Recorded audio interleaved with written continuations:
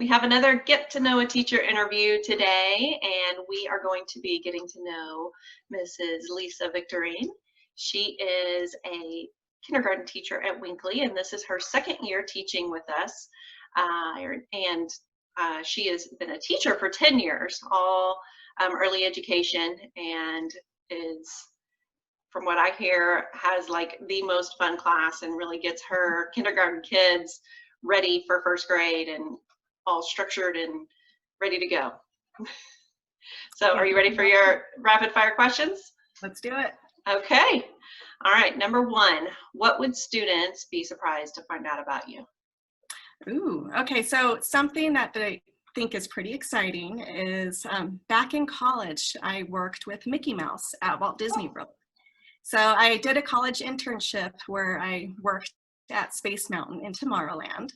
And it was such a nice way to earn college credit. I measured little kiddos at the entrance of the ride to make sure they were tall enough. I pushed the green button, sending them out to outer space. So that was a really fun time. And the underground tunnels, seeing all the princesses and Mickey characters. So it was a fun time. That sounds fun. How do you spend your summer breaks? So most summers we head out west to visit friends and family from Northern California, Oregon, and friends in Washington and family. But with this past summer, it was kind of a wash, but we made the best of it. We did lots of swimming, outdoor play dates, and we even, like for a week, we rented an RV trailer for the first time and went exploring with one of those. So it was a good time. I bet that was fun. It was. Our third question is, what are some traditions or superstitions you have for the first day of school? So traditions, especially the first couple weeks, it's really huge with community building and forming relationships. And so lots of activities and games that we play together. And always on the first day and then on the very last day of the school year, there's a special book that I read to my students. It's called You Are My Wonders. So, yeah. That sounds fun. All right. Is there an embarrassing teaching moment you're willing to share? Okay, so back in October, when I was still logging into Zoom for my hybrid remote students, there was one morning where I kicked off the Zoom session where we sang the Color of the Week song.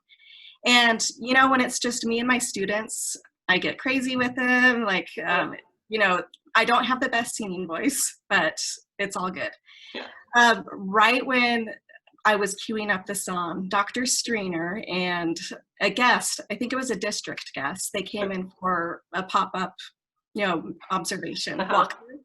And so I was like, okay, I'm just going to roll with it. And so sang the song. It was really kind of high pitched. They were cheering me on though.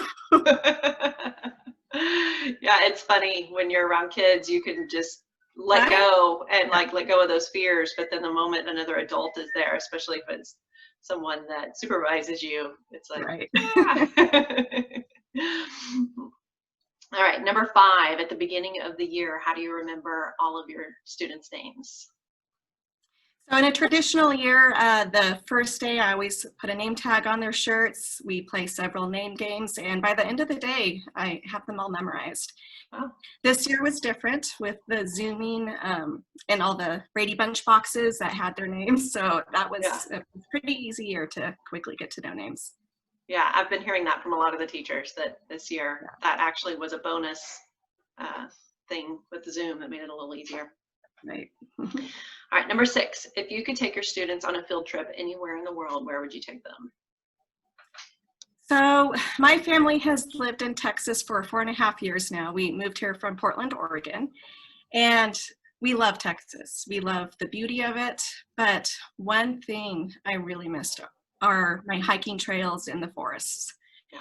So if I could take my students anywhere, I would go to the Redwood Forest in Northern California, where my husband grew up, and take them on a hike, and we would have a picnic in the redwoods. So they could look up and see trees that are hundreds of feet tall and really get a true sense of at the legit post. Yes, that's fun. That would be a lovely outdoor hike. Yeah. All right, number 7, what is your first memory from school? Gosh, preschool, playing in the sensory tables, learning new songs, and then I would say kindergarten. I have a really vivid memory of the Halloween parade walk that we did outside, and all the parents lined up. It was so fun. Good Those are memories. fun memories.